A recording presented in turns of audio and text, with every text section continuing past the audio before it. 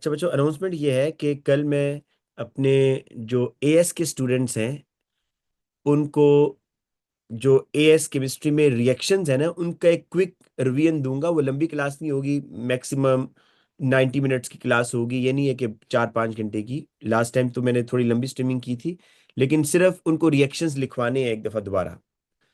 तो आपके लिए भी वो क्लास इक्वली इंपॉर्टेंट होगी, क्योंकि आपको पता है A2 के अंदर एएस के वो रिएक्शन दोबारा पूछ रहा होता है। तो बेटा आप लोग भी वो क्लास लाजमी अटेंड कर लीजिएगा। उसकी टाइमिंग होगी 10 से 11 तो हमारी क्लास होगी ना, 11 से ऑनवर्ड। तो 11 से ऑनवर्ड बेटा हम एएस की कल ऑर्गेनिक केमिस्ट्री को रिवाइज करेंगे, तो आप लोग वो क्लास अटेंड कर लीजिएगा, ठीक है। अब बेटा आते हैं हम अपने पास पेपर्स के ऊपर। ये मैंने दोबारा बिल्कुल लेटेस्ट जो पेपर्स थे वहीं से बेटा निकाली है कुछ क्वेश्चन ऑर्गेनिक के। इनको हम आज की क्लास में डिस्कस करेंगे, ठीक है।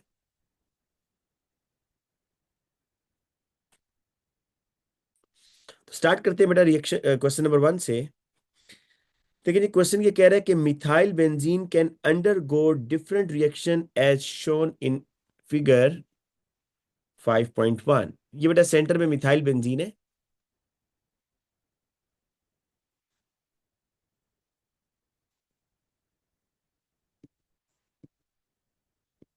अच्छा बेटा, ये रिकॉर्डिंग हो रही है? आप मुझे जरा अगर कोई बच्चा कंफर्म कर दे, क्योंकि मेरे पास यहाँ शो नहीं हो रहा। ये ना होना आज एक क्लास की रिकॉर्डिंग नहीं हो सकी, फिर बच्चों को बड़ा मसला होता है।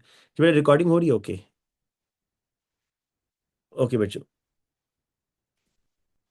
बेटा देखें, ये मिथाइल बेंजीन है और यहाँ पर ये ना यहाँ CH3 लगा हुआ है बेटा। यहाँ क्या लगा हुआ है? CH3, ठीक है। बेटा यहाँ पर H2 के साथ शैला बेटा अभी मैं ये वर्कशीट कराऊंगा, ठीक है। अच्छा बेटा, यहाँ पर आपने हाइड्रोजनेशन करना है विद प्लेटिनम। अच्छा वैसे जब निकल के साथ बेटा हाइड्रोजनेशन करते हैं ना, जब निकल के साथ बेटा हाइड्रोजनेशन करते हैं तो उसमें ये होता है कि आपको हीट देना होता है, ठीक है। लेकिन जब प्लेटिनम के साथ तो हीट की जरूरत नहीं होती। तो यहाँ H2 आप जब ऐड करेंगे इस मिथाइल बेंजीन में, तो जो बेंजीन के अंदर बेटा डबल बॉन्ड आपको नजर आ रहे हैं वो सारे के सारे आप क्या कर देंगे? ब्रेक डाउन कर देंगे, ठीक है जी। तो आपके पास ये बनेगा बेटा इधर, ये बनेगा बस, ठीक है। और जब बेटा आप देखो ब्रोमीन आप ऐड करना चाह ब्रोमीन के साथ रिएक्शन करवाना चाह रहे हो इन the presence of UV light. बेटा जो यूवी लाइट है, यूवी लाइट, यहां से आपको हिंट मिलना चाहिए भाई कि ये फ्री रेडिकल सब्स्टिट्यूशन रिएक्शन होने जा रहा है। फ्री रेडिकल सब्स्टिट्यूशन रिएक्शन का मतलब ये है कि जो देखो, अब आपको दो तरह के हाइड्रोजन है। एक हाइड्रोजन है जो बेंजीन के साथ लगे हुए हैं। जो बेंजीन के साथ लगे हुए हैं उनके साथ नहीं होगा रिएक्शन भाई। ये जो फ्री रेडिकल सब्स्टिट्यूशन रिएक्शन है ना, ये अल्केन या जो साइड चेन होगी, साइड चेन, उनके हाइड्रोजन्स को रिप्लेस करता है। तो ब्रोमीन क्या करेगा बच्चों की जो साइड चेन आपको नजर आ रही है ये वाली, इस CH3 के हाइड्रोजन को रिप्लेस करेगा, ठीक है। और इस CH3 के एक हाइड्रोजन को रिप्लेस करके उसकी जगह Br आ जाएगा। ये आपने बेटा यहां पर करना है। तो देखो,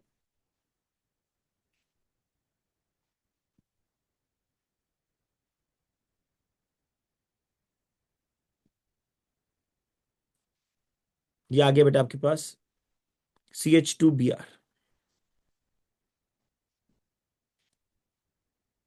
ठीक है जी। आमना,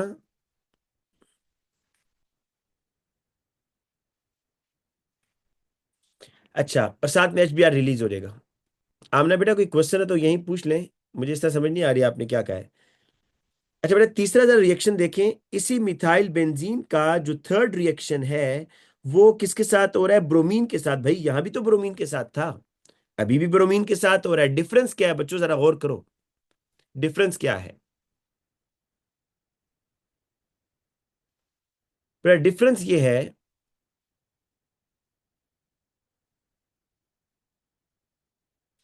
बेटा डिफरेंस ये है कि एक में ब्रोमीन जो है ना यूवी लाइट के साथ रिएक्शन कर रहा है।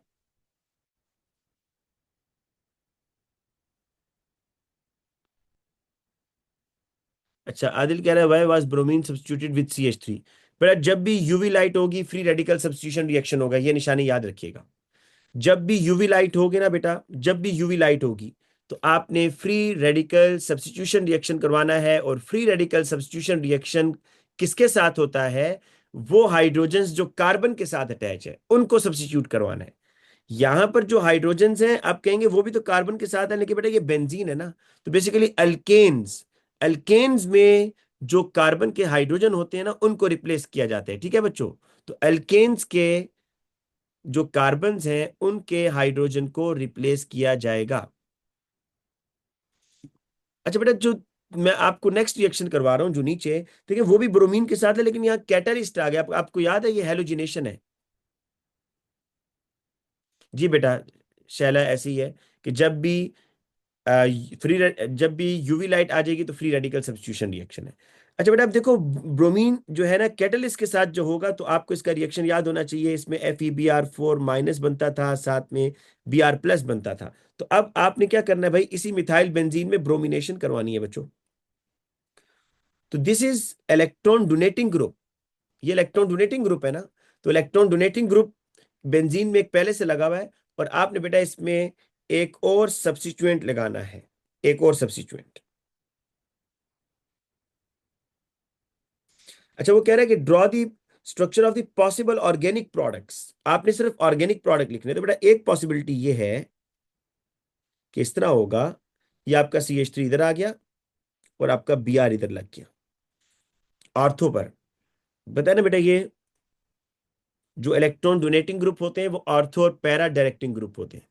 और बेटा दूसरी पॉसिबिलिटी ये है कि ये आपका मिथाइल तो पहले से लगा हुआ है, Br इधर आ गया। ठीक है, तो उसने कहा है ना कि आपने पॉसिबल ऑर्गेनिक प्रोडक्ट लिखने हैं इन सब, इन तीनों रिएक्शन। ये हो गया बेटा। Complete the table 5.1। Reaction one को क्या कहेंगे बेटा?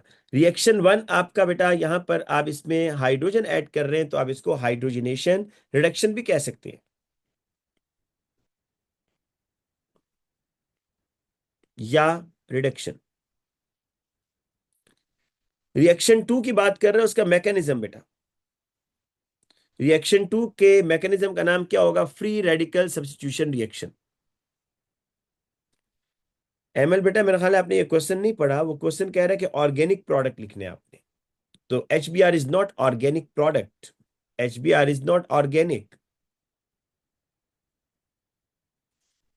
इन reaction three can we add 3Br? भाई आप रिएक्शन कैसे चेंज करेंगे? जो उसने लिखा हुआ है वही चलेंगे ना, आप क्यों उसके मोल चेंज कर रहे हैं भाई? और वो फिनोल के साथ होता है बेटा, जो आप कह रही हैं रानिया, कि फिनोल के अंदर जब आप ब्रोमीन करेंगे, क्योंकि फिनोल के अंदर जो बेंजीन रिंग है वो काफी ज्यादा रिएक्टिव होता है, उसके ऑर्थो और पैरा पोजीशन पर चार्ज डेंसिटी ज्यादा होती है, तो वो सारे ब्रोमीन्स को अट्रैक्ट करेगा। यहां पर ऐसा नहीं है बेटा, यहां पर आपने एक ब्रोमीन ही अटैच करना है। ठीक है ना?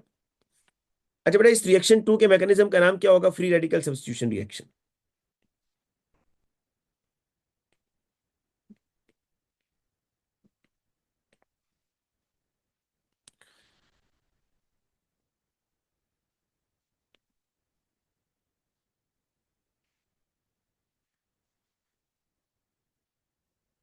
बेटा मैं वर्कशीट आमना इस पे सेंड करता हूँ बेटा, व्हाट्सएप पर। बेटा इसका नाम, हसन आप इसका नाम पूछ रहे हो तो मैं आपको एक बात बता देता हूँ। ये जो बेंजीन होता है ना बेटा, बेंजीन, इसके साथ जब भी CH2 लगा हो ना तो इसको बोलते हैं बेंजाइल। क्या बोलते हैं? बेंजाइल। बेंजीन के साथ सब जब भी CH2 लगा होगा तो इसको बेंजाइल बोलेंगे, और आगे ब्रोमीन लगा हुआ है तो बेंजाइल ब्रोमाइल। जी बच्चों, जी बेटा यहाँ पर एडिशन हुई है ना, रिंग क्यों बनाऊंगा भाई? हाइड्रोजन ऐड हो गया, यहाँ पर पहले एक एक हाइड्रोजन था, अब यहाँ दो दो हाइड्रोजन है भाई। तो हाइड्रोजन ऐड हुआ है, this is addition reaction. Pi bond टूटा है तो रिंग तो नहीं बनेगा ना भाई। अब यहाँ पर, यहाँ पाई बॉन्ड टूट गया बच्चों, एक हाइड्रोजन यहाँ पहले से था, तो पाई बॉन्ड टूटा है। ठीक है जी बेटा, मुझे बता दो इन तीन रिएक्शन में कोई प्रॉब्लम तो नहीं है, ताकि मैं फिर आगे चलूं भाई। इन तीन रिएक्शन में कोई प्रॉब्लम तो नहीं है बच्चों? ओके, अब जरा आगे चलते हैं बेटा। वो कह रहा है कि ये बताओ कि when methyl benzene react with an electrophile, a substitution reaction occur, no addition reaction takes place under this condition. Why no addition reaction takes place? बेटा वही कह रहा है, ये चाह रहा है ये आपका बेंजीन है और आपने सपोज Br+ के साथ रिएक्शन करवाया है। बेसिकली ये होता है ना बेटा, मैं ये बिल्कुल एक शॉर्टकट सी इक्वेशन लिख रहा हूं। वो कह रहा है कि जब इलेक्ट्रोफाइल से रिएक्शन होगा बेंजीन का, तो क्यों सब्स्टिट्यूशन रिएक्शन होता है, क्यों एडिशन रिएक्शन नहीं होता बच्चों? इसके क्या आंसर देंगे भाई? जी बिल्कुल हसन, आपने ठीक बताया है बेटा। देखो, बेंजीन कभी भी नहीं चाहता कि वो अपने इस रिंग को रप्चर करे। आप कहेंगे अभी तो एडिशन की है भाई। भाई ये एडिशन हार्श कंडीशन देनी पड़ती है, कैटलिस्ट वगैरह यूज करना पड़ता है। निकल के केस में आपको 250 डिग्री सेल्सियस टेम्परेचर देना पड़ेगा, तब जाकर ये रिंग टूटेगा। अदरवाइज बेंजीन बिल्कुल नहीं चाहता कि अपने रिंग को रप्चर होने दे। तो अगर आप बेटा इसमें एडिशन रिएक्शन करवाओगे, एडिशन रिएक्शन अगर करवाते हो, तो रिंग तो खत्म हो गया ना फिर। इसका मतलब है बेंजीन की स्टेबिलिटी खत्म हो गई। लेकिन बच्चों ये बताओ, अगर मैं सब्स्टिट्यूशन करवाता हूं, ये देखो ये Br था, ये इस H की जगह आ गया, तो क्या अंदर बेंजीन के अंदर जो रिंग था, क्या वो रहा या नहीं रहा? सब्स्टिट्यूशन में बिल्कुल रहा। तो सब्स्टिट्यूशन प्रोडक्ट जो है बेटा, वो स्टिल स्टेबलाइज हो रहा है इस डीलोकलाइजेशन ऑफ पाई इलेक्ट्रॉन से। लेकिन बच्चों अगर आप एडिशन रिएक्शन करवाते हो, तो एडिशन प्रोडक्ट में क्या होगा? पाई इलेक्ट्रॉन खत्म हो जाएंगे। तो इसको आप ऐसे लिख लो, 1 मार्क का क्वेश्चन है, लेकिन आप दो स्टेटमेंट्स लिखो कि दी इन सब्स्टिट्यूशन प्रोडक्ट, या the substitution product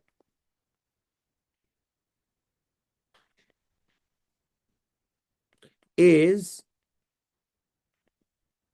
stabilised by pi electrons. देखो ना बच्चों, ये जो यहां पर सब्स्टिट्यूशन प्रोडक्ट आपका बना है, दिस इज सब्स्टिट्यूशन प्रोडक्ट। तो इसके अंदर क्या, क्या इसके अंदर पाई इलेक्ट्रॉन्स है? बिल्कुल है बेटा। ये अब स्टेबल नहीं है, आपको पता है ये कोई इतना स्टेबल नहीं है साइक्लोहेक्सेन। इसके अंदर electrons are very close to each other, bond strain है, ये स्टेबल नहीं है।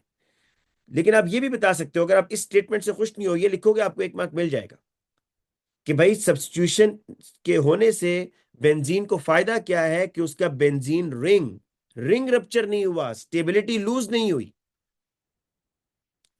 लेकिन बेटा अगर आप एडिशन रिएक्शन करवाते हो, अब दूसरा आंसर आप ये भी लिख सकते हो कि एडिशन प्रोडक्ट में क्या होगा। अगर ये पसंद नहीं है तो ये बेटा लिख दो क्या, कि एडिशन प्रोडक्ट, अगर आप एडिशन करवाओगे तो addition product will remove the pi electrons. भाई एडिशन प्रोडक्ट से पाई इलेक्ट्रॉन आपके रिमूव हो जाएंगे। ठीक है, तो ये आपने आंसर लिखना है। कोई एक बात लिखनी है इसमें से। The reaction of methyl benzene with thionyl bromide SOBr2, बेटा SOBr2 इस तरह होता है। In the presence of an iron 3 bromide catalyst is shown. ठीक है, इस तरह होगा भाई, ये SOBr2 है ना, तो FeBr3 का रिएक्शन होगा। वही बेटा जिस तरह आप कैटलिस्ट नहीं बना, वो नहीं बनाते थे, जो आपका वो बनता था इलेक्ट्रोफाइल। ये SOBr पॉजिटिव में चला गया और ये FeBr4 माइनस में चला गया। याद आया कुछ बेटा? तो ये है भाई रिएक्शन। लेकिन ये तो सिंगल स्टेप रिएक्शन कर रहा है। यहां पर क्या कर रहा है सुनो, यहां पर वो ये कर रहा है कि ये SOBr2 है, तो बस यहां से HBr निकाल रहा है। ठीक है, और इस SOBr को इधर अटैच कर रहा है। ये रिएक्शन कर रहा है बेटा। कह रहा है the mechanism of this reaction is similar to the bromination of benzene. बेटा आपको ये रिएक्शन समझ आया? जरा मुझे बताओ, ये रिएक्शन समझ आया ना बेटा? ये SOBr2 था, देखो HBr से निकल गया, और ये जो ग्रुप है ना, ये बेंजीन रिंग के साथ लग जाएगा, S डबल बॉन्ड OBr। उसने यहाँ इसकी इच्छा ये भी लिखी हुई है बेटा, ये इक्वेशन लिखी हुई है, और देखो ये इलेक्ट्रोफाइल बनाया हुआ है बिल्कुल उसी तरीके से है जो आम आपका हेलोजिनेशन में हो रहा होता है। The reaction of methyl benzene with SOBr2 ion in shown complete the mechanism, include all the relevant curly arrows and charges. Draw the structure of organic intermediate. ये है भाई आपका, इसने आपने मैकेनिज्म करना है इसका। सिर्फ करली एरोज ड्रॉ कर दो बस बच्चों, करली एरोज। जिन बच्चों ने बेटा लेट ज्वाइन किया है वो सुन ले कि कल जो है ना इंशाल्लाह हमारी 10 से 11 तो क्लास होगी होगी पेपर 5 की। लेकिन 11 से ऑनवर्ड मैंने AS के बच्चों को ना पूरा ऑर्गेनिक रिएक्शंस का एक माइंड मैप उनको बताना है। जितने भी ऑर्गेनिक के रिएक्शन है एएस केमिस्ट्री में, तो वो बेटा आप लोग भी क्लास लें, क्योंकि आपके लिए भी वो इक्वली इंपॉर्टेंट है, जितनी एएस वाले बच्चों के लिए उतनी ही ए2 वाले बच्चों के लिए भी है। अब बेटा इसका मैकेनिज्म देख लो। देखो ये बेंजीन न्यूक्लियोफाइल है, आपने एक कर लिया है इधर। अच्छा, अब ये गलती नहीं करनी कि ये बॉन्ड इधर ना भाई, अब ये नहीं करना, क्योंकि भाई सल्फर तो 4 बॉन्ड बना सकता है ना, सल्फर के पास तो एबिलिटी है। तो सल्फर ऑक्सीजन डबल बॉन्ड रहेगा, एज इट इज रहेगा, ठीक है ना। सल्फर बेटा 4 बॉन्ड बना सकता है ना। अगर आपको शक है तो देखें SO2, सल्फर 4 बॉन्ड ही तो बना रहा है इसमें। तो sulphur can make 4 bond, 6 bond भी बना सकता है, 2 बॉन्ड भी बना सकता है, ठीक है। अच्छा बच्चों, अब देखो इसका इंटरमीडिएट कैसे बनेगा। अच्छा, ये भी चीज चेक करो बेटा, ये इलेक्ट्रॉन डोनेटिंग ग्रुप है, CH3 इज इलेक्ट्रॉन डोनेटिंग। तो लिहाजा इलेक्ट्रॉन डोनेटिंग ग्रुप होने की वजह से, इलेक्ट्रॉन डोनेटिंग ग्रुप होने की वजह से बेटा ये जो इलेक्ट्रोफाइल आ रहा है ये ऑर्थो पर आएगा या पैरा पर, और हमें यहां पर पता चल रहा है कि इसने ऑर्थो पर लगाया हुआ है।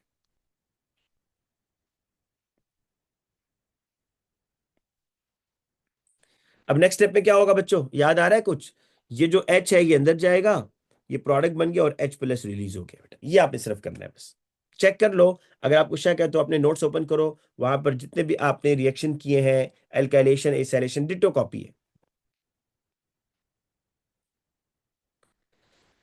बच्चों ये मैं आपको कहूंगा कि आप लोग खुद ट्राई करें। कह रहे the reaction in figure 5.2 produces a small amount of a byproduct P with molecular formula C14H14OS suggest a structure for byproduct P। बच्चों ये कह रहा है कि जो रिएक्शन हुआ है ना फिगर 5.2 में, यहां पर बच्चों इस रिएक्शन की बात कर रहे हैं, कि कल भी इस तरह का एक क्वेश्चन किया था। कह रहा है इस रिएक्शन के रिजल्ट में एक बाय प्रोडक्ट भी बना है, बाय प्रोडक्ट, और उस बाय प्रोडक्ट का नाम है पी, और उसका फॉर्मूला है बच्चों C14H14OS, C14H14OS। बताएं जी ये क्या होगा पी, गैस करें जरा, शाबाश, गैस करें बच्चों ये क्या होगा।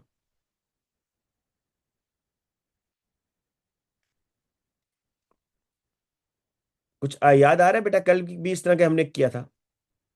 जी शाबाश हादी, बिल्कुल ठीक बता रहे हो बेटा, ये जो प्रोडक्ट बना है ना ये रिएक्टेंट से रिएक्ट कर जाएगा, पता है क्यों, पता है कैसे। जी हसान ठीक कह रहे हो। देखो ना, आपके पास 14 कार्बन हो रहे हैं भाई, 14 कार्बन। अब आप अगर सोचो कि आपके प्रोडक्ट में कितने कार्बन है, 1 2 3 4 5 6 7, रिएक्टेंट में कितने हैं, 1 2 3 4 5 6 7, तो आपको यहां से भी आइडिया मिल रहा है भाई कि ये 7 7 कार्बन जो है रिएक्टेंट प्रोडक्ट की यही ऐड होने जा रहे हैं। बेटा ये अगर ऐड हो जाए, देखो ये देखो, ये फिर मैं प्रोडक्ट लिख रहा हूं बेटा, ये देखो, इसको जरा फ्लिप करके लिखता हूं, ठीक है, फ्लिप करके ताकि आपको समझ आ जाए।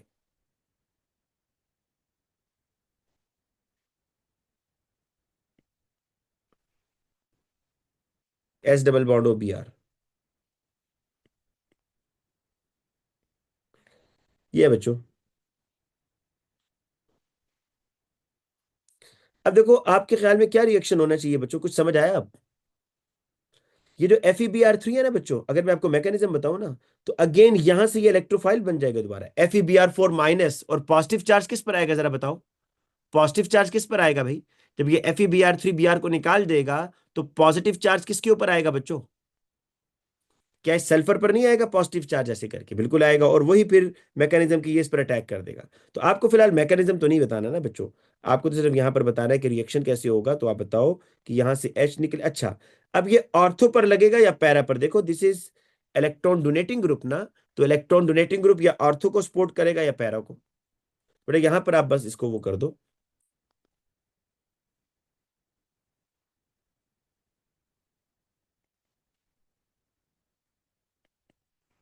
बेटा जरा इसके देखो, फॉर्मूला यही है, जरा चेक कर लो भाई, चेक कर लो भाई शाबाश, कि फॉर्मूला यही है C14H14OS। ये एक O है, ये S है। बेटा देखो, carbon number 1, carbon 2, carbon 3 4 5 6 7 8 9 10 11 12 13 14। Hydrogen count कर लो बच्चों, 1 2 3 4 5 6 7 8 9 10 11 12 13 14। बिल्कुल ठीक है बेटा, तो ये स्ट्रक्चर आपका बनेगा कि इसका प्रोडक्ट आपने बेटा ये बनाना है, ये मैंने बना दिया इधर। ठीक है बच्चों, अब आपको ये आइडिया हो गया कि इस तरह के जब वो क्वेश्चन पूछेगा तो कैसे आंसर देना है। कि भाई इसमें एक स्मॉल अमाउंट बन रहा है बाय प्रोडक्ट पी, उसका फॉर्मूला ये है, तो आप देख लिया करो कि यहां पर अगर प्रोडक्ट दोबारा रिएक्टेंट से रिएक्शन कर जाए तो क्या आपका वो फॉर्मूला फुलफिल हो रहा है, अगर हो रहा है तो आप उसके अकॉर्डिंग बस रिएक्शन कर दो। अच्छा आगे चलो बेटा। Acyl bromide can be synthesized by the reaction of carboxylic acid with SOBr2. This reaction is similar to the आपको याद है बेटा, मैंने आपको एथेनोइक एसिड से एसाइल क्लोराइड बनाना सिखाया था, देखो।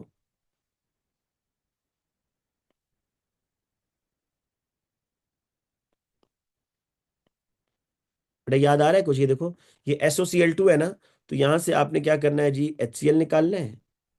यहां से आपने क्या करना है जी, SO2 निकालना है, और ये Cl इधर आ जाएगा। ये रिएक्शन आपने पढ़ा हुआ है बच्चों। सेम रिएक्शन है, आपने इसके SOBr2 के साथ करना है, बाकी कोई फर्क नहीं है एथेनोइक एसिड का बस। तो CH3 COOH SOBr2 CH3 C double bond OBr SO2 और HBr, बस ये करना है बेटा। ठीक है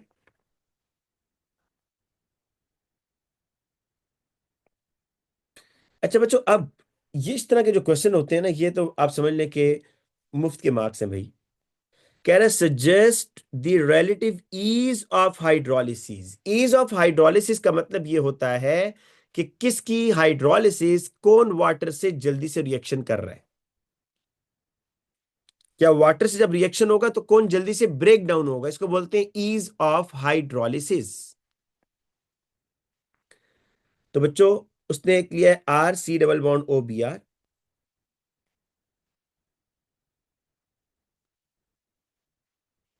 दूसरा लिया है RC डबल बॉन्ड OCl, तीसरा लिया है बेटा अल्काइल क्लोराइड। अब सुनो, आपको दो कॉन्सेप्ट समझने हैं, एक इलेक्ट्रॉन डोनेटिंग ग्रुप और एक इलेक्ट्रॉन विदड्राइंग ग्रुप। बेटा जो इलेक्ट्रॉन डोनेटिंग ग्रुप होता है ना, वो हमेशा बॉन्ड को स्ट्रेंथन करता है।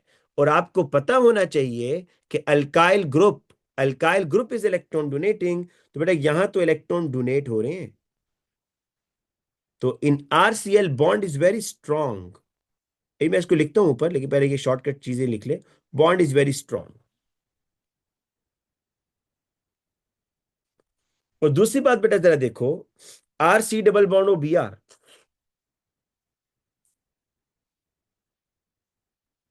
बेटा यहां पर याद रखना कि ये जो कार्बोनाइल ग्रुप होता है ना बच्चों, this is electron withdrawing group.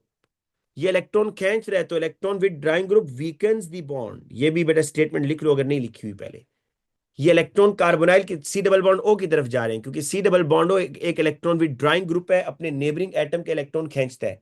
जरी बात है, इस R से भी खींचेगा, वो देखिए वो दोनों में कॉमन है ना। अब बेटा ये समझ नहीं आ रही कि ये तो चलो ठीक है, alkyl group is electron donating.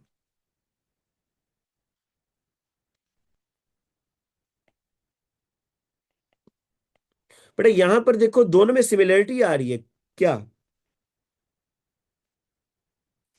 Both have C double bond O group which is electron withdrawing group and it weakens the bond।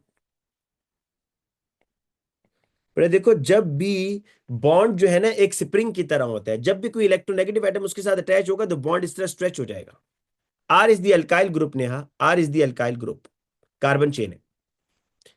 अब आपने ये डिसाइड करना है भाई, यहां तो दोनों ही इलेक्ट्रॉन विदड्राइंग ग्रुप है, तो अब ज्यादा बॉन्ड कहां पर वीक होगा? तो बेटा अब दूसरी बात देख लो, बॉन्ड लेंथ। बॉन्ड लेंथ देखो ना बच्चों, बॉन्ड लेंथ कार्बन ब्रोमीन की ज्यादा या कार्बन क्लोरीन की ज्यादा?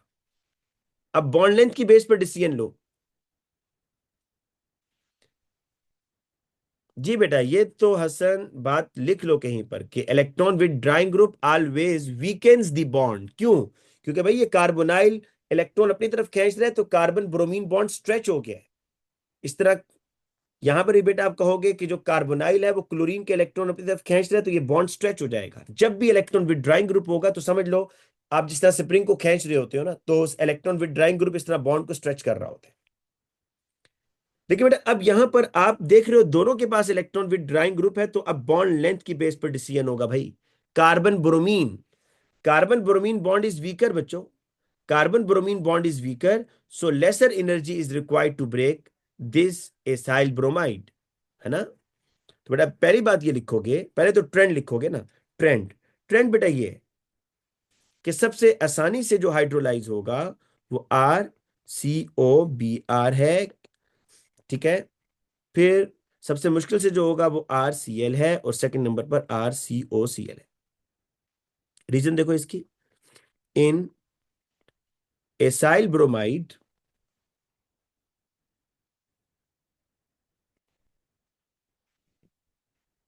Carbon bromine bond is very weak, ठीक है। पर इन दोनों में तो आपने पहले डिसाइड कर लेना है कि भाई मैंने बता दिया कि एसाइल ब्रोमाइड की हाइड्रोलिसिस सबसे जल्दी होगी क्योंकि इसमें carbon bromine bond is weak, bond length ज्यादा है ना।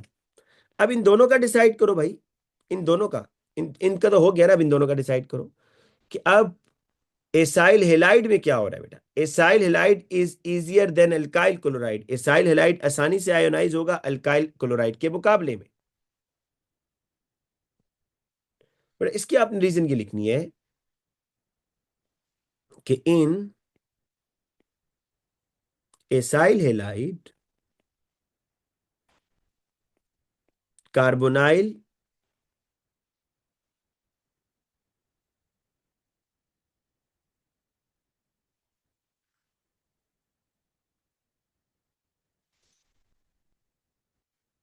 C double bond O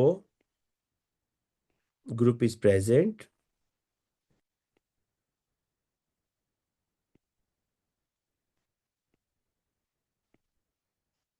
which weakens the carbon chlorine bond। पहले देखो, मेरी बात सुनो, आपने पहले इन दोनों का कंपैरिजन किया तो आपने कार्बन ब्रोमीन का बता दिया कि एसाइल ब्रोमाइड ज्यादा आसानी से टूटेगा क्योंकि उसकी बॉन्ड लेंथ ज्यादा है। अब आपने इन दोनों का डिसाइड करना था ना, किन दोनों का, ये जो अगले दो आ रहे हैं। पर इन दोनों का डिसाइड करने के लिए मैंने अब लॉजिक ये बनानी है कि एसाइल हेलाइड में आपका कार्बोनाइल ग्रुप है जो कि इलेक्ट्रॉन विदड्राइंग है, जो कि बॉन्ड को इलेक्ट्रॉन डेफिशिएंट कर देता है बेटा।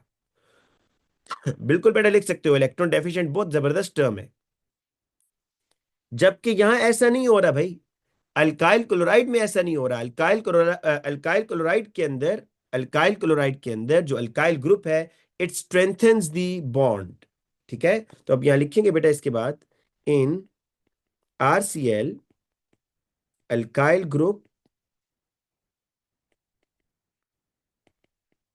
Strengthens the carbon chlorine bond, ठीक है बेटा। तो ये 2 नंबर लॉजिक के और 1 नंबर ट्रेंड के ऊपर एक्सप्लेन करने का है बेटा, ये आपका आंसर है। देखो बेटा, ये आप देख भी लो एक दफा।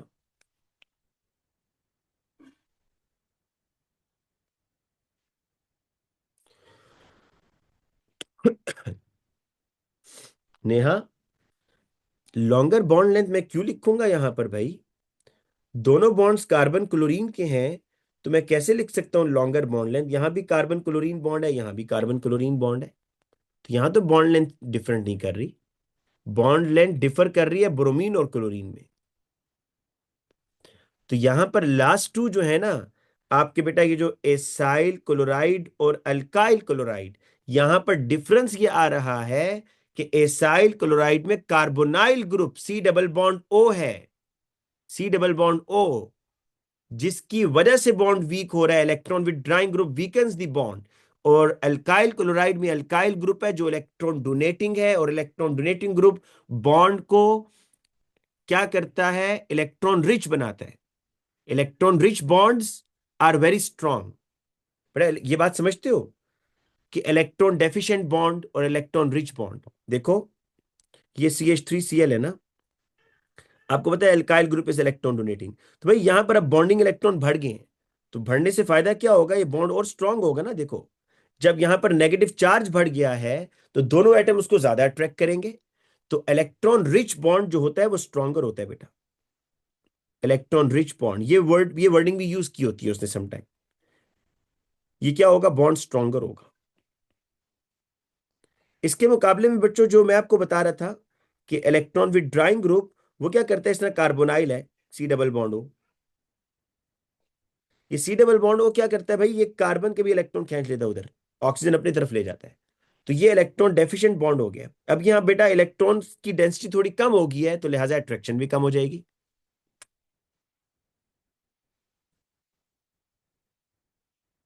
ठीक है बेटा। जी बेटा, बॉन्ड लेंथ बढ़ती है डाउन द ग्रुप, बिल्कुल बढ़ती है, क्योंकि एटम का साइज बढ़ रहा है।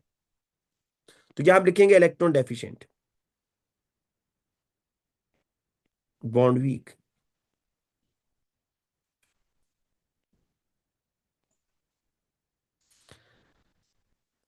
अच्छा बेटा अब आगे चलते हैं, नेक्स्ट ये देखें। कह रहा है कि perindopril is a drug use to treat heart disease. बेटा आप इसके लिए ये करो कि मैंने जो आपको एक टॉपिक पढ़ाया था ना बच्चों, एक टॉपिक आपको पढ़ाया था कि optical activity in drug synthesis, जरा उसके नोट्स निकाल लो। Optical activity in drug synthesis,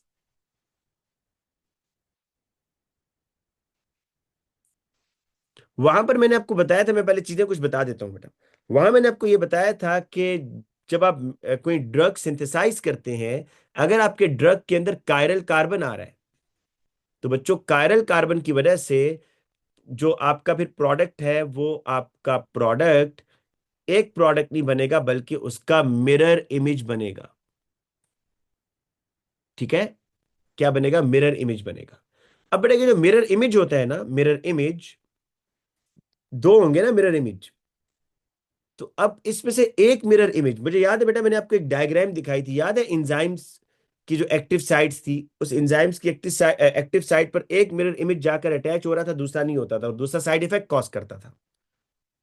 तो अब क्या हो रहा है भाई, इससे नुकसान हो रहा है ना, आपका साइड इफेक्ट कॉज हो रहा है। अच्छा आपको ज्यादा डोज मेडिसिन की लेनी पड़ रही है, क्योंकि आपको पता है भाई कि अगर मैं ये मेडिसिन लूंगा जिसमें मिरर इमेज भी है, या जो रेसिमिक मिक्सर है, तो इसमें नुकसान ये है कि आप अगर 50 मिलीग्राम की एक टेबलेट लेते हैं, तो उसमें 25 मिलीग्राम काम का होगा, बाकी 25 मिलीग्राम तो वेस्ट हो रहा है, तो आपको ओवरडोज लेना पड़ता है भाई, साइड इफेक्ट अलग है। फिर मैंने आपको बताया था भाई इसका तरीका क्या है, आप ऐसा क्या कर सकते हैं, ये मुझे जरा बताएं बच्चों, आप ऐसा क्या कर सकते हैं कि आपका मिरर इमेज ना बने। उसमें फिर दो तरीके हैं। पहला तरीका तो ये है बच्चों कि आप उस रेसिमिक मिक्सचर में से जो आपका ऐसा मिरर इमेज है जो काम का नहीं है, उसको रिमूव करें, जो कि बड़ा मुश्किल काम है। दूसरा तरीका यह था कि आप कायरल कैटलिस्ट यूज करें। बच्चों बिल्कुल ठीक कह रहे हैं। तो यहां पर देखिएगा, पहले कह रहे जी state the number of chiral carbon atom present in one molecule of perindopril.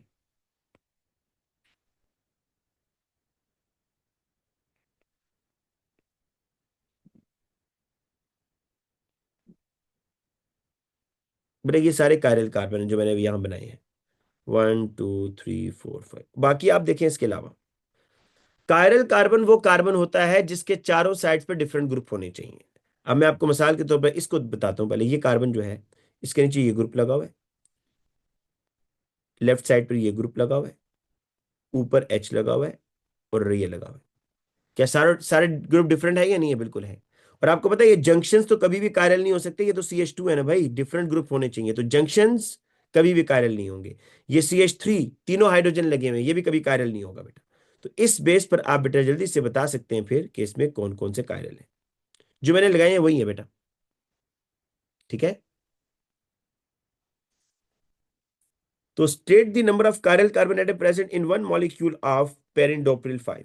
Suggest one benefit and one disadvantage of producing a drug such as propane dopril as single pure optical isomer. कह रहा है ये बताओ कि जो single pure optical isomer है, इसका benefit क्या होगा बनाने का। ठीक है, एक मिनट स्टूडेंट जरा।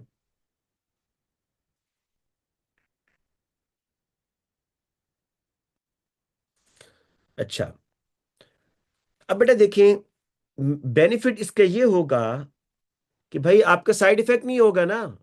आपने अगर कोई ऐसी मेडिसिन बनाई, आपने जो सिंगल प्योर ऑप्टिकल आइसोमर है, तो बेटा वहां पर क्या होगा कि सिंगल प्योर ऑप्टिकल आइसोमर वो आपके एंजाइम्स के ऊपर जाकर अटैच हो जाएगा। मिरर इमेज तो है नहीं, तो नो साइड इफेक्ट।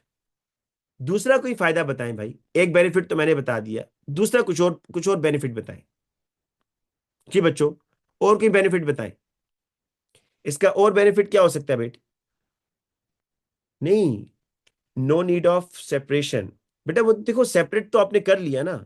अगर सपोज मिरर इमेज बना भी था, अगर मिरर इमेज बना भी था तो आपने सेपरेट कर लिया उसको, ठीक है, आपने उसको सेपरेट कर लिया। तो सेपरेट करने के बाद अब और क्या फायदा होगा? बेटा दूसरा फायदा ये होगा कि smaller dose is required. Yes, सही कह रहे हो हसन, नो वेस्टेज, मतलब स्मॉलर डोज इज रिक्वायर्ड। अब देखो, जिस तरह मैं आपसे पहले कह रहा था ना, अगर किसी मेडिसिन के अंदर मिरर इमेज भी है, 50-50% है, तो भाई आप अगर 50 मिलीग्राम की एक टेबलेट ले रहे हैं तो उसमें 25 मिलीग्राम काम का है। लेकिन अगर आपने मिरर इमेज को रिमूव कर दिया तो अब फायदा क्या है कि आपको 50 मिलीग्राम नहीं लेना पड़ेगा, आपको 25 लेना पड़ेगा, लेस डोज लेनी पड़ेगी, और बायोलॉजिकल एफिशिएंसी बढ़ेगी भाई, हायर बायोलॉजिकल एफिशिएंसी। तो आप बेनिफिट में बेटा मैं तीनों लिख देता हूं, कोई एक आपने बताना होगा, ठीक है? तो पहला बेटा ये बता दे।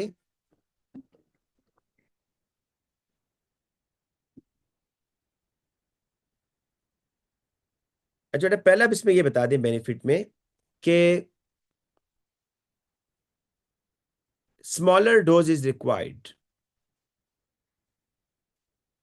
Smaller dose is required.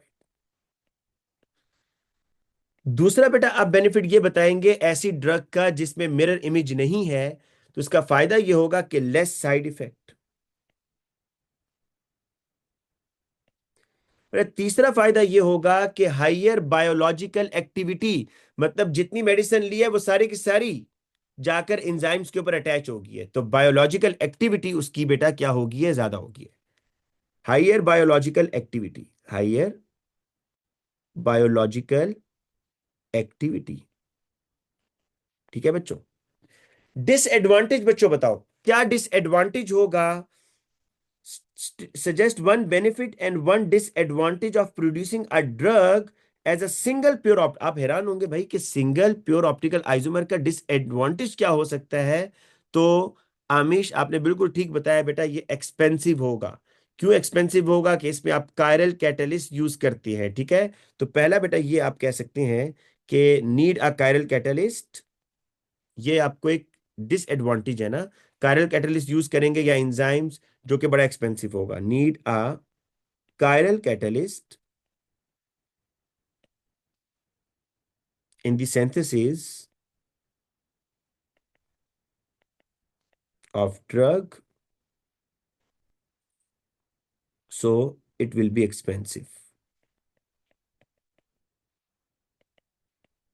ठीक है बच्चों। अच्छा बेटा, अब आते हैं name all the functional group in perindopril. बेटा फंक्शनल ग्रुप जरा देखते हैं जी, इसमें कौन कौन से हैं। बेटा फंक्शनल ग्रुप जरा देखें, एक इसमें है carboxylic, C double bond OOH, ठीक है। एक तो बेटा इसमें कार्बोक्सिलिक है ना। एक बेटा इसमें आपको एस्टर नजर आ रहा है, C double bond O, single bond और आगे कार्बन। ठीक है बच्चों, एक इसमें आपको एस्टर नजर आ रहा है। एक बेटा इसमें आपको एमाइन नजर आ रहा है, नाइट्रोजन के साथ हाइड्रोजन है। और एक बच्चों आपको इसमें एमाइड नजर आ रहा है, C डबल बॉन्ड ON। तो carboxylic, amide, amine and ester. उसने कहा all the functional group,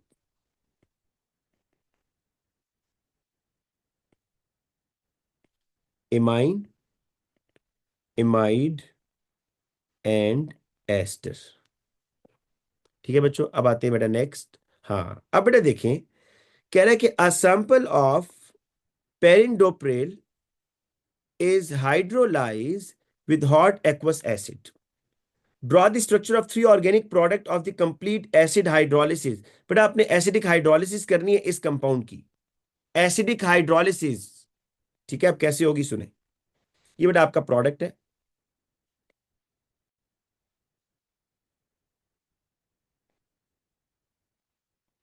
students, acidic hydrolysis करनी है जी। देखो, आप अपने नोट्स ओपन करो बेशक। एक तो आपने पढ़ा था कि एस्टर की हाइड्रोलिसिस होती है बच्चों, एस्टर की होती है। क्या एमाइन की होती है, जरा चेक करें। एमाइन की एसिडिक हाइड्रोलिसिस होगी? एमाइन की? नो, एमाइन की नहीं होती। बड़ा एमाइड की पढ़ी है आपने, एमाइड, एमाइड की एसिडिक हाइड्रोलिसिस बिल्कुल होगी बच्चों। ठीक है, तो अब जरा देखना कि कहां कहां से होगी।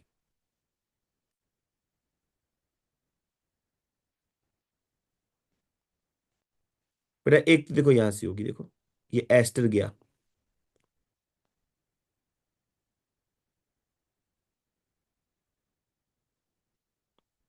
ठीक है बच्चों, दूसरा एमाइड ये है भाई, C double bond O N, ये देखना, एच ओ एच। बेटा यहां से ये टूटेगा, चेक करना जरा, ये यहां से। तो बच्चों ये आपका एक मॉलिक्यूल तो ये बन गया ना, एक मॉलिक्यूल तो बन गया ये दरमियान वाला। एक मॉलिक्यूल आपका बन गया बेटा ये CH3CH2OH। मेरा तीसरा मॉलिक्यूल आपका ये होगा स्टूडेंट्स, ये NH3, ये सारा। इसको जरा ड्रॉ करते हैं बेटा। जी बेटा, आपको ये एडिशन एलिमिनेशन क्या है हुसैन?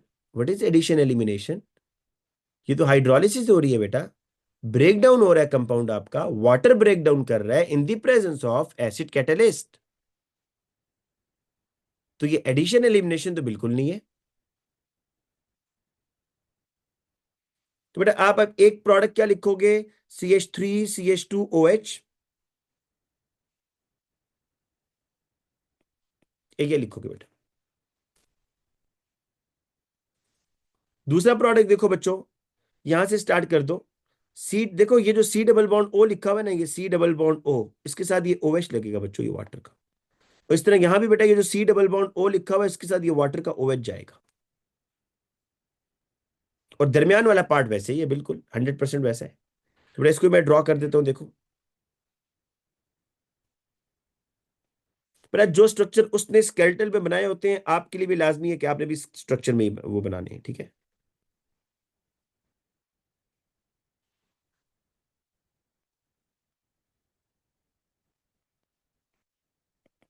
ठीक है बेटा, ये बनेगा।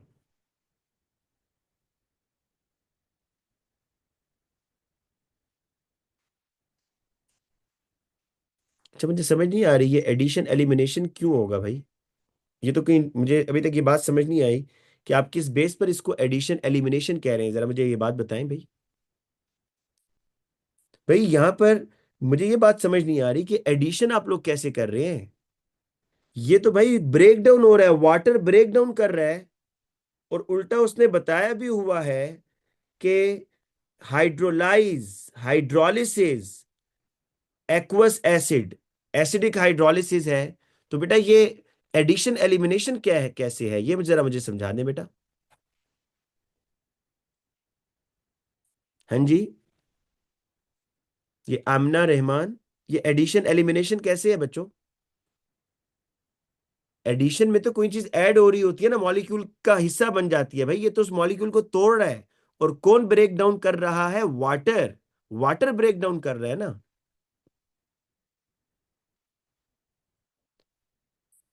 तो बच्चों ये एडिशन एलिमिनेशन नहीं है, right, this is hydrolysis, break down with the help of water. ठीक है, अच्छा बेटा आप देखें, तीसरा प्रोडक्ट बेटा ये जो मैंने मार्क किया हुआ है, देखो मैं यही बना देता हूं, वहां पर फिर मुझे देखना पड़ेगा बार बार। ये देखो बच्चों, यहीं पे बना देता हूं ऐसे करके। ये है,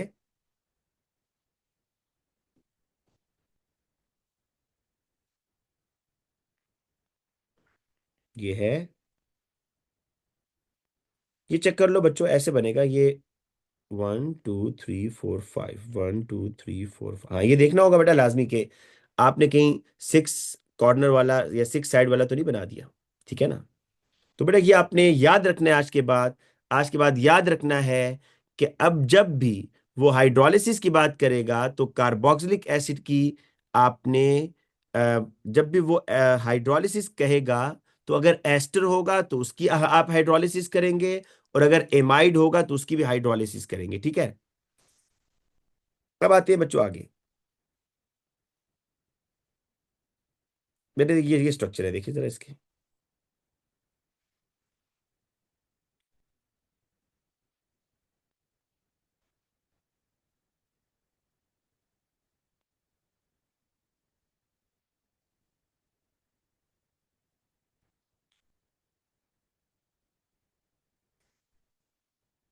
अच्छा बेटा, अगला पार्ट मैं कर देता हूं, फिर लास्ट क्वेश्चन आप लोग खुद करेंगे। अच्छा ये देखिए क्वेश्चन, ये मैंने आपको नोट्स में लिखवाया हुआ है। जरा बेटा मुझे ये बताएं कि ये रिएक्शन मैंने आपको करवाया हुआ है या नहीं करवाया हुआ है बेटा।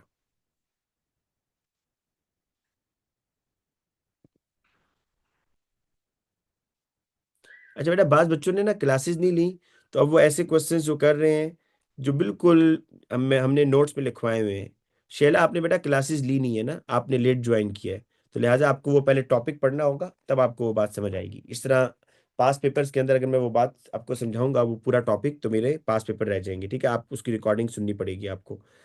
अच्छा बेटा देखिए, अब describe the difference in reactivity between, बेटा वो टॉपिक का नाम है optical activity in drug synthesis.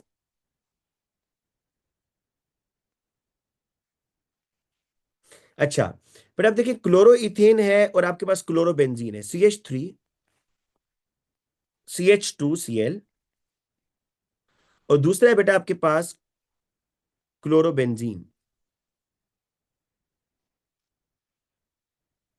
बेटा इसका क्या मतलब है बताएं जरा, मुझे इसका मतलब नहीं समझ आ रहा।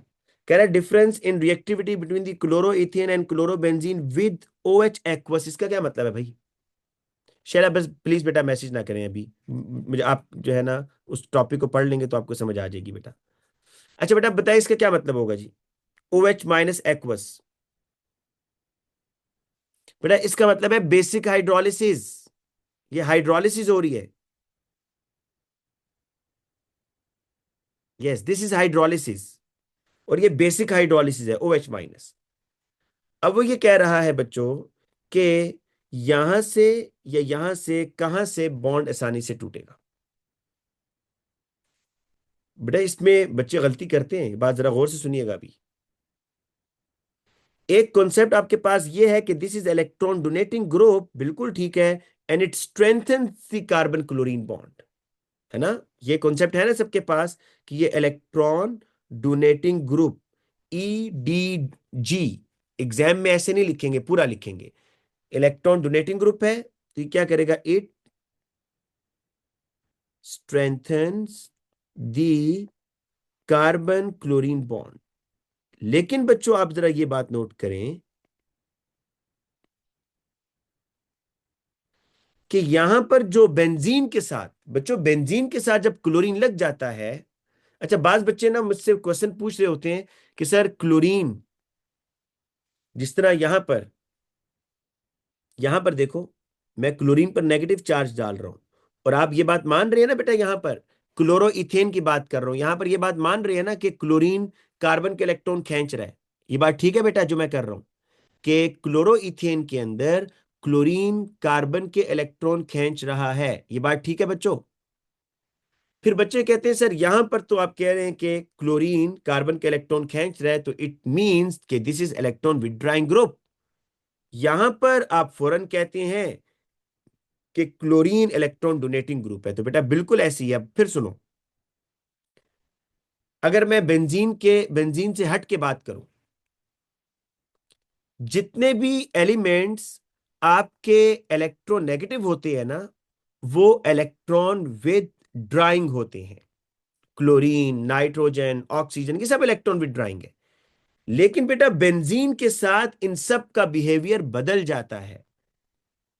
जब यही एलिमेंट्स जो जिनको आप इलेक्ट्रोनेगेटिव मान रहे थे, जब ये बेंजीन के साथ लगेंगे, बेंजीन इटसेल्फ एक फंक्शनल ग्रुप है, तो फिर इनकी प्रॉपर्टीज चेंज हो जाएंगी। अब जरा सुनो, इसकी निशानी ये बताई थी कि जब सिंगल बॉन्डेड ग्रुप बेंजीन के साथ लगे होंगे ना, सिंगल बॉन्डेड ग्रुप्स, तो वो बेंजीन के साथ जैसे ही अटैच होंगे तो वो इलेक्ट्रॉन डोनेटिंग बन जाएंगे, वो अपने इलेक्ट्रॉन बेंजीन रिंग को डोनेट करेंगे।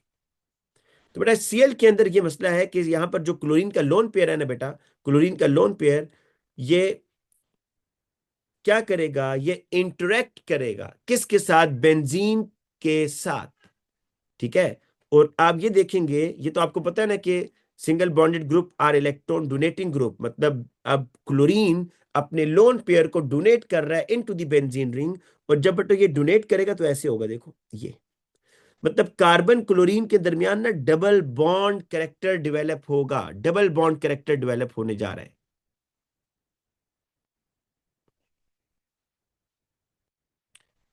हसन बेटा कोई एक्सेप्शन नहीं थी बेटा, इस मुझे तो याद नहीं है। तो यहां पर देखो कि कार्बन क्लोरीन के अंदर डबल बॉन्ड कैरेक्टर, हालांकि मुस्तकिल नहीं है ये डबल बॉन्ड, पार्टली है, लेकिन डबल बॉन्ड कैरेक्टर तो डेवलप हुआ। क्यों डेवलप हुआ, क्लोरीन इज इलेक्ट्रॉन डोनेटिंग, वो जब अपने इलेक्ट्रॉन डोनेट करेगा भाई, लोन पे इधर डोनेट करेगा, तो इस कार्बन और क्लोरीन के दरमियान वक्ती तौर पर डबल बॉन्ड बन जाएगा। अब बेटा मुझे ये बताओ कि क्या कार्बन क्लोरीन सिंगल बॉन्ड तोड़ना मुश्किल है या कार्बन क्लोरीन के दो बॉन्ड्स को तोड़ना मुश्किल है? कार्बन क्लोरीन के दो बॉन्ड्स को ब्रेक करना बेटा मुश्किल होगा, जिसकी वजह से आप जब इनकी रिएक्टिविटी को डिस्कस करेंगे, मैं डायरेक्ट बेटा मार्क्स स्कीम पे चलता हूं क्योंकि टाइम थोड़ा कम है। ये देखो, कह रहा है क्लोरोबेंजीन इज लेस रिएक्टिव, क्योंकि बेटा क्लोरोबेंजीन के अंदर यहां डबल बॉन्ड कैरेक्टर डेवलप हो रहा है। क्यों, lone pair on chlorine will overlap या डीलोकलाइज इनटू द रिंग, और partial double bond will form between the carbon and chlorine. और कार्बन क्लोरीन बॉन्ड क्या हो जाएगा, स्ट्रेंथन हो जाएगा भाई। कार्बन क्लोरीन बॉन्ड ज्यादा, देखो ना, दो बॉन्ड्स को तोड़ना ज्यादा मुश्किल है as compare to single bond. ठीक है। अच्छा बेटा, अब जल्दी से इसको खत्म करते हैं। ये बेटा देखिएगा जरा, ये टी है, इसमें आपके पास ये क्लोरीन है बेटा, ये हेलोजेनो एल्केन है, ठीक है ना, this is halogeno alkene and this is बेटा एस्टर।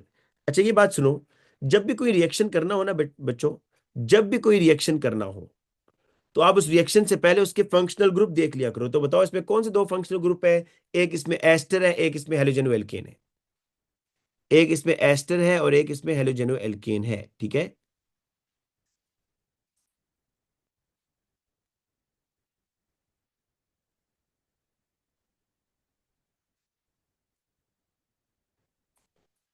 अच्छा, अब बेटा आपने इसका NaOH के साथ रिएक्शन करवाना है, बेसिक हाइड्रोलिसिस हो रही है बच्चों। आप में से कितने बच्चे जानते हैं कि हेलोजेनो एल्केन वाटर के साथ या OH के साथ रिप्लेस हो जाता है? बेटा हेलोजेनो एल्केन OH के साथ रिप्लेस हो जाता है ना। तो अब और बच्चों ये भी तो होता है ना कि आपका जो हेलोजेनो एल्केन है उसकी आप बेसिक हाइड्रोलिसिस कर रहे हैं यहां पर, तो आपके पास सॉल्ट बनता है, सॉल्ट। तो अब क्या क्या बनेगा, देखो ये बनेगा OH की जगह, बेटा ये Cl की जगह OH आ जाएगा पहली बार, OH।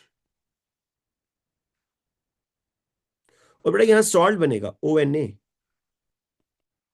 और साथ में बेटा क्या बनेगा, ये इसका अल्कोहल बनेगा CH3CH2OH।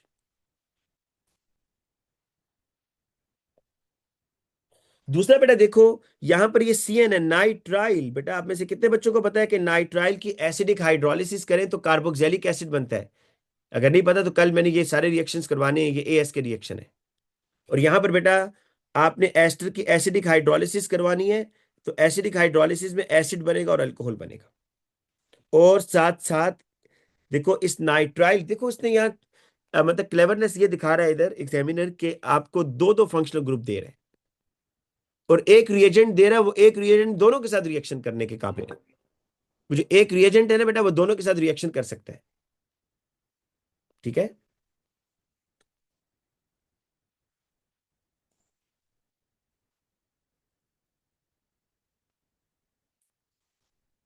अच्छा, अब बेटा देखें, यहां पर CN की हाइड्रोलिसिस कर लें। OH,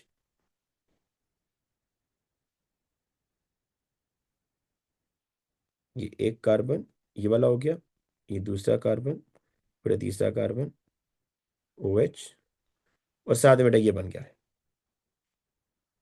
ये क्या हो रहा है भाई इधर? इधर मैं आपको बता दूं, इस फॉर्मूले को बेटा मैं यहाँ यहाँ लिख देता हूँ जरा, इस तरह करके। ये C ट्रिपल बॉन्ड N था, then CH2, then CH2, then C double bond O, oxygen, CH2 and CH3। बेटा पता है इस तरह के क्वेश्चन कैसे क्या करो? तरीका बताता हूँ।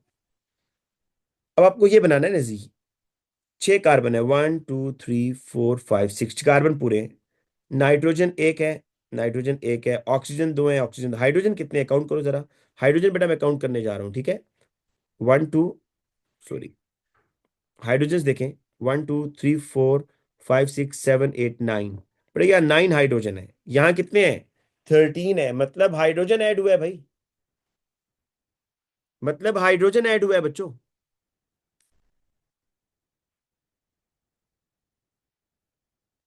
नाइट्राइल की रिडक्शन हुई है, शाबाश। नाइट्राइल की रिडक्शन किससे होती है? LiAlH4 से।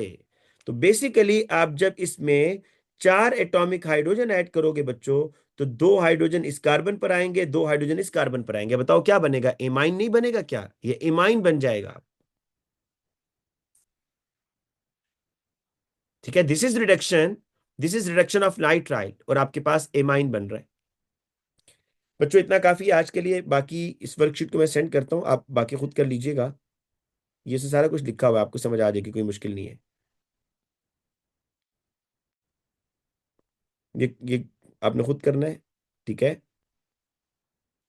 उम्मीद है बेटा आप थोड़ा सा गुजारा हो गया होगा। अगर कहेंगे तो कल हम फिर कर लेंगे, ठीक है? बेटा आप कल ना, बेटा क्या नाम है, निमरा, बिल्कुल इंफ्रारेड भी आ सकती है, क्योंकि उसने तो वो किया हुआ है ना, आपको कहा हुआ है कि कुछ भी पूछा जा सकता है। हुसैन बेटा आप कह रहे हैं कि आपको वाई की समझ नहीं आई बेटा, या तो आप ये कल रिएक्शन समझो। इस तरह होता है, ये CH3C डबल बॉन्ड CH3CN है ना, ये पूरा रिएक्शन ऐसे है, मैं लिख देता हूँ, आपने इसको याद करना है, 2H2O+HCl।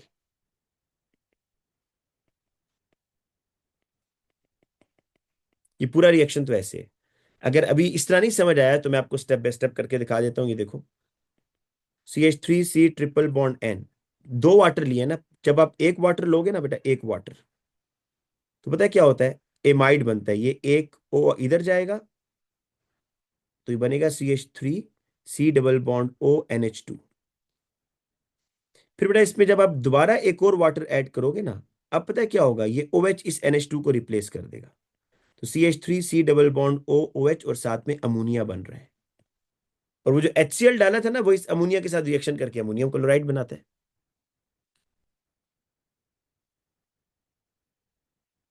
बेटा कल मैं कोई पुराना सा पेपर निकालता हूँ, 2015 16 17 18 का देखता हूँ। वो बेटा आपको 2 3 घंटे पहले सेंड कर दूंगा, ठीक है?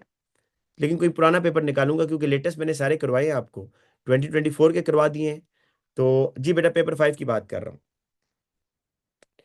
ठीक है बच्चों, तो आज के लिए इतना काफी है।